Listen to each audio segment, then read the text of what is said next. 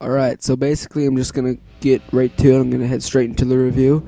This review is about probably the best movie of the summer, District 9.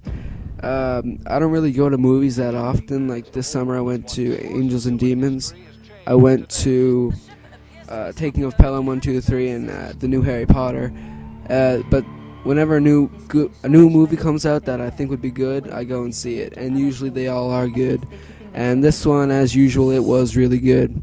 This was District 9. Basically, the story is some aliens came over South Africa about 30 years ago, and they pretty much didn't know what to do. So the government took them down and put them in like a shanty town in like what really just cardboard boxes as houses. And under the government supervision, they've been living there for the past 30 years. And really all they want to do is just go home, but they can't get back up to their ship, and they can't find the fuel to do so. But eventually, after 30 years, they do find the fuel to do so. But at that point where they have the fuel, the government wants to relocate them to a newer, cleaner facility. But really, some of these aliens, they don't mind going, but some of them don't want to, like the main alien, known as Christopher Johnson. He doesn't want to go because basically he has built a ship underneath his shantytown village house thing, and they eventually find the fuel. So they're ready to go up to the mothership and take off and go back home. But they want to move them, as I stated before. But while they were giving them eviction notices, they went in and checked out the house to see if they were doing anything they weren't supposed to. These aliens that were building the ship underneath their house, they had like a computer sort of thing. They had lots of computers and they were selling them, I guess, something like that. And one of the aliens got taken out and got shot, and the other one ran away. While the investigators, they went in, and one of them, Wilkes, his name was, he went in and he found the fuel, which the aliens didn't want him to find, so they tried to hide it well, but they didn't hide it that well. They hid it in like a lunchbox in a cabinet, and so he was looking at it, and he said it wasn't a weapon, but then eventually he did something. He turned it, and some liquid sprayed him in the face, and gradually over time, this transformed him into one of the aliens known as Prawns.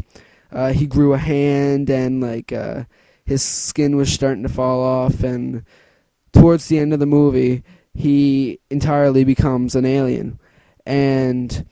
But during the course of the movie, basically what it is he's trying to escape the government because the government wants him for testing.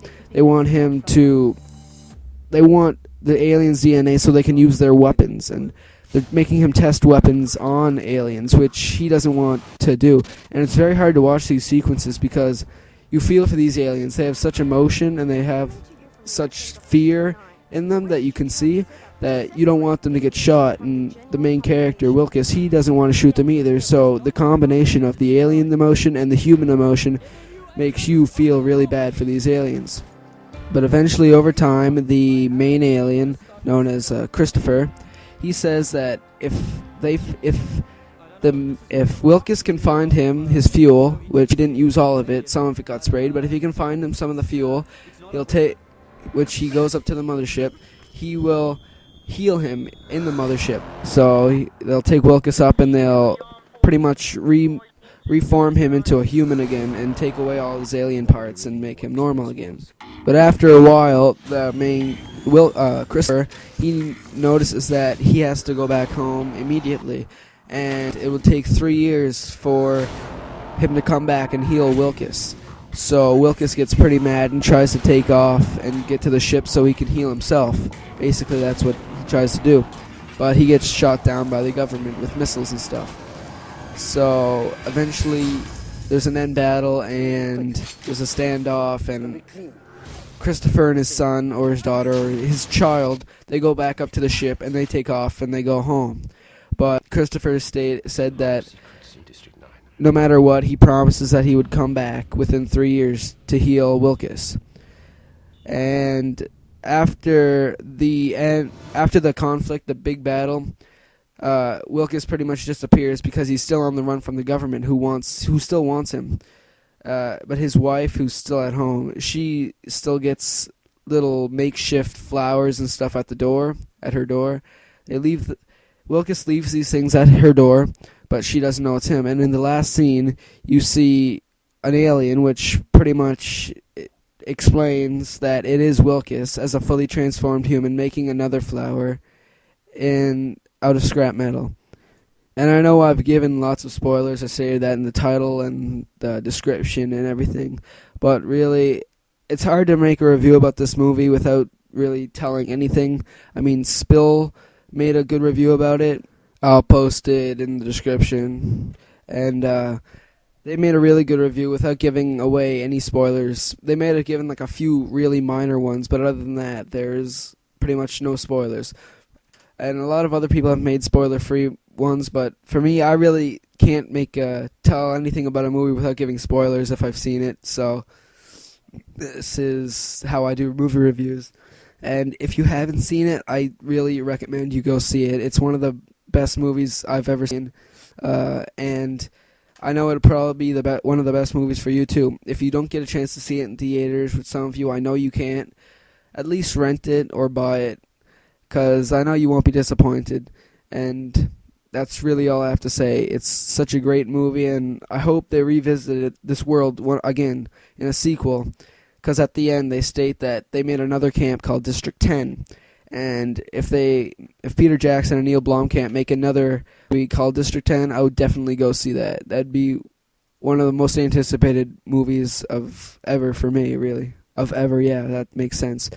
But this movie, being a huge Halo fan, like I play pretty much all the Halo games, and I can't wait for ODST. But this movie makes me want them to drop the Halo movie altogether.